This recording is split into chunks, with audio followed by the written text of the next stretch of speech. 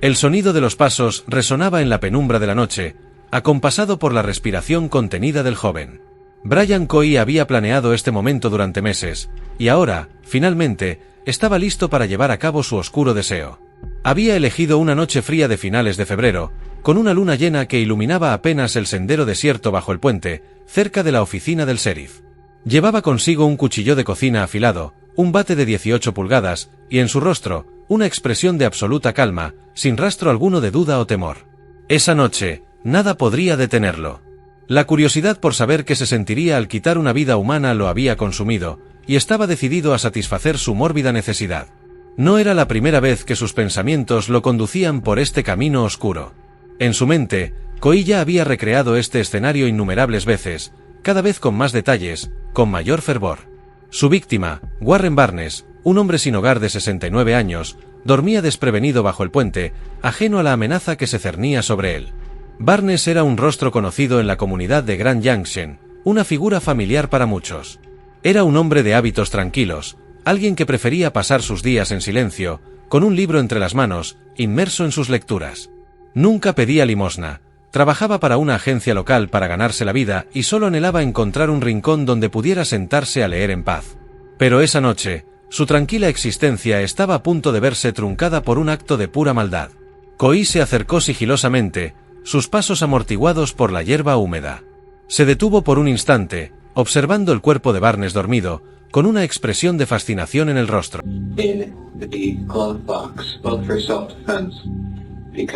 Manchado con sus oscuros impulsos.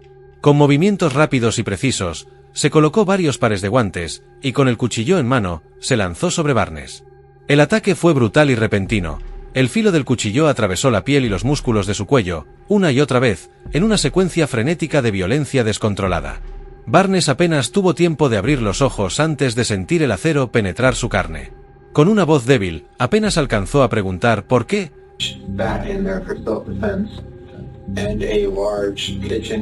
Corría por las venas de Coy. Su respiración era rápida, casi jadeante, y su mente estaba nublada por una mezcla de emoción y frenesí. No había remordimiento, ni siquiera un ápice de duda. Cada puñalada parecía llenarlo de una extraña euforia. Continuó apuñalando a Barnes hasta que su cuerpo dejó de moverse, hasta que quedó tendido en un charco de su propia sangre, inerte. Pero para Coy, matar no era suficiente. El asesinato era solo el comienzo. Con manos firmes, comenzó a desmembrar el cuerpo de Barnes. Primero cortó la cabeza, luego las manos. Parecía obsesionado con cada corte, cada incisión que hacía.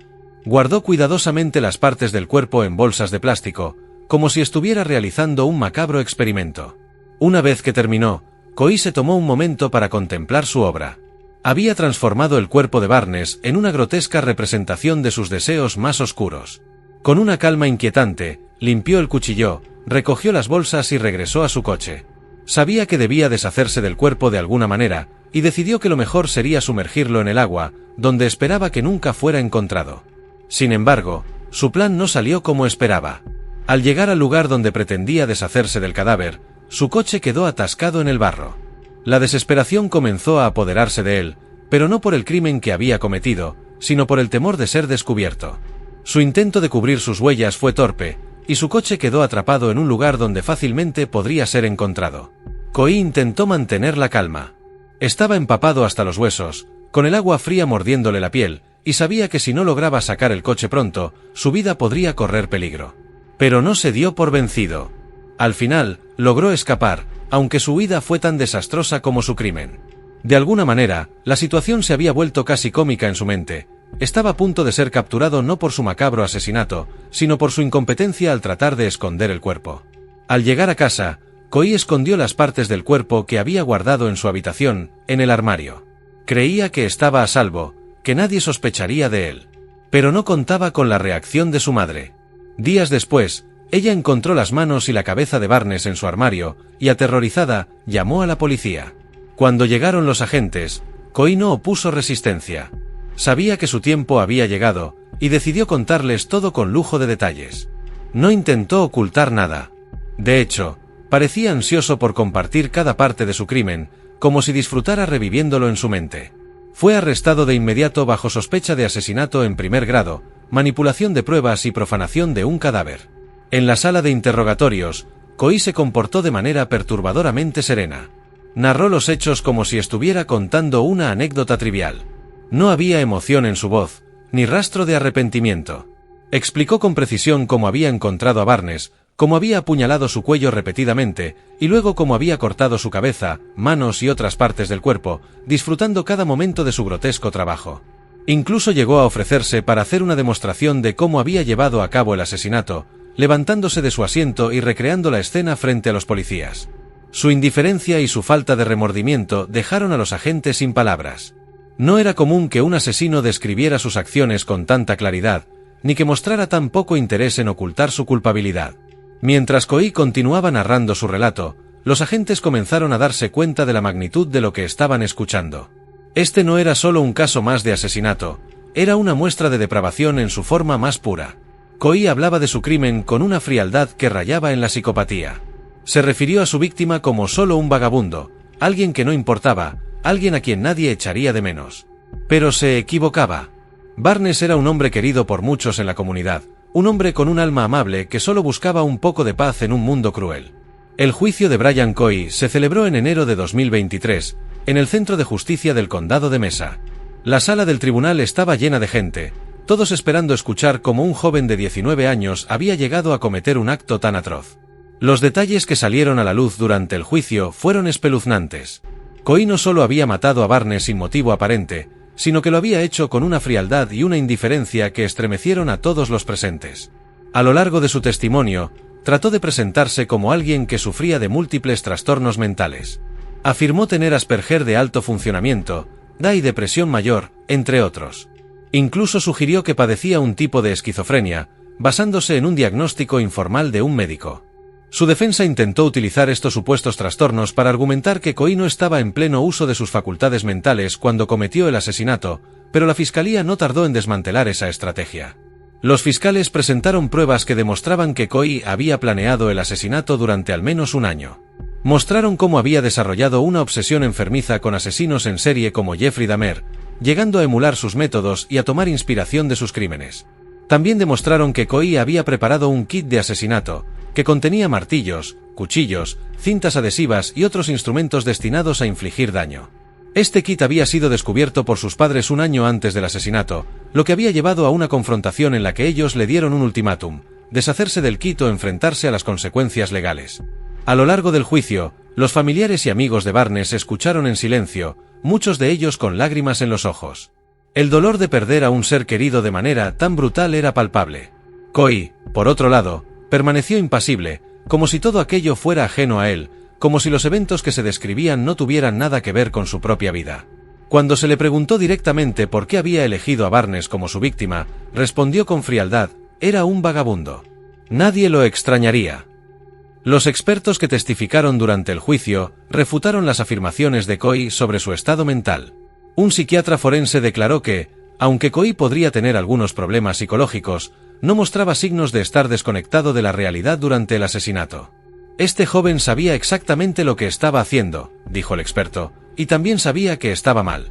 Sus intentos de simular locura son simplemente una estrategia para evitar el castigo. Otros testimonios coincidieron en que Koi había planeado meticulosamente el asesinato y que, en el momento del crimen, estaba plenamente consciente de sus acciones.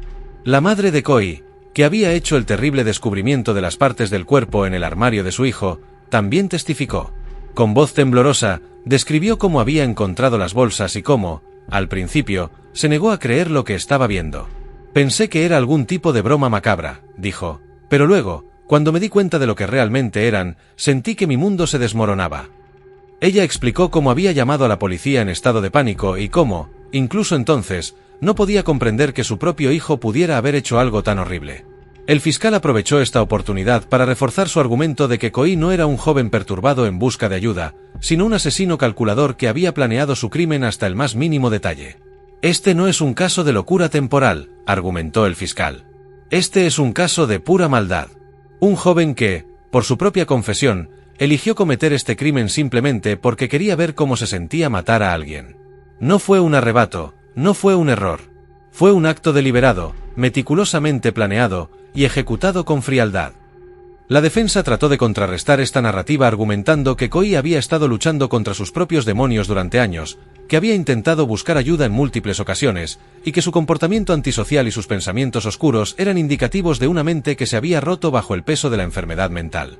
Presentaron registros médicos de sesiones de terapia y visitas a médicos, intentando mostrar que Koi había estado en tratamiento por varios trastornos, incluyendo depresión severa y tendencias suicidas. Sin embargo, a pesar de los esfuerzos de la defensa, el jurado no se dejó convencer. Las pruebas en contra de Koi eran abrumadoras, y su propia confesión había sellado su destino. Después de 2 días de deliberación, el jurado lo declaró culpable de asesinato en primer grado, manipulación de pruebas y profanación de un cadáver. La sentencia fue inapelable, cadena perpetua sin posibilidad de libertad condicional. En el momento de la sentencia, la sala del tribunal estaba llena de una tensa expectativa.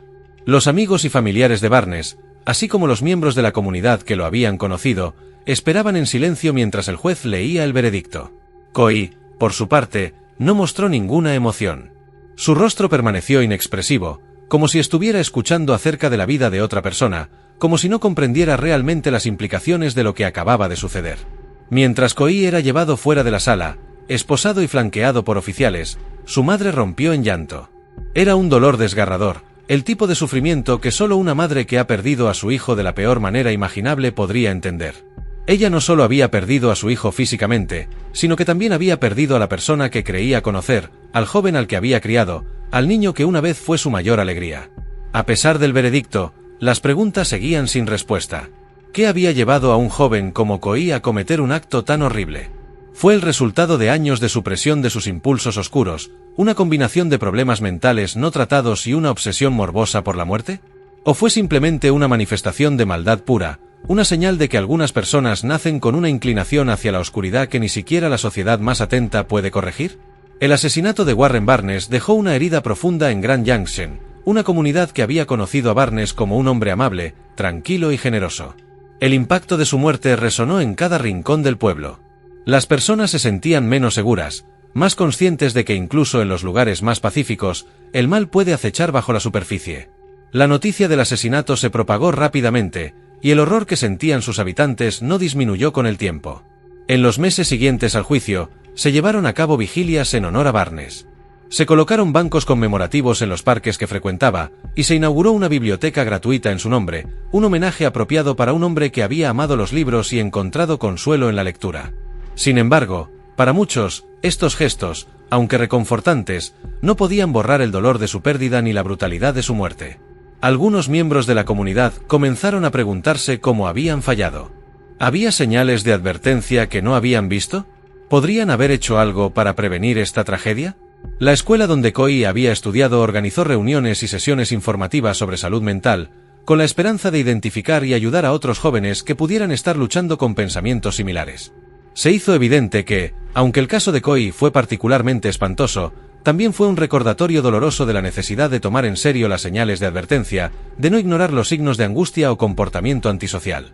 Los medios de comunicación nacionales tomaron el caso y durante meses, Grand Junction fue un punto focal de atención mediática. Los expertos discutieron las posibles motivaciones de Koi, desde sus problemas mentales hasta la influencia de la cultura pop en su obsesión con asesinos en serie como Jeffrey Dahmer. Algunos se preguntaron si el caso de Koi era un ejemplo de la deshumanización de los desamparados, si la elección de Barnes como víctima había sido, en parte, influenciada por el desprecio generalizado hacia los más vulnerables de la sociedad. Con el tiempo, mientras la historia de Koi se desvanecía de los titulares, la comunidad de Grand Junction comenzó su proceso de sanación. Pero las cicatrices del crimen permanecen, profundas y visibles. La muerte de Warren Barnes no será olvidada fácilmente, y el nombre de Brian Koi seguirá siendo recordado como un recordatorio sombrío de lo que puede suceder cuando la oscuridad se adueña de un corazón joven y lo consume por completo. Brian Koi cumple su condena en una prisión de máxima seguridad, donde pasará el resto de su vida. No mostró ningún arrepentimiento durante el juicio, y su actitud no ha cambiado desde entonces. Sigue siendo un enigma, una figura oscura en la narrativa de una ciudad que lucha por comprender cómo un joven que creció entre ellos pudo haber albergado deseos tan perversos.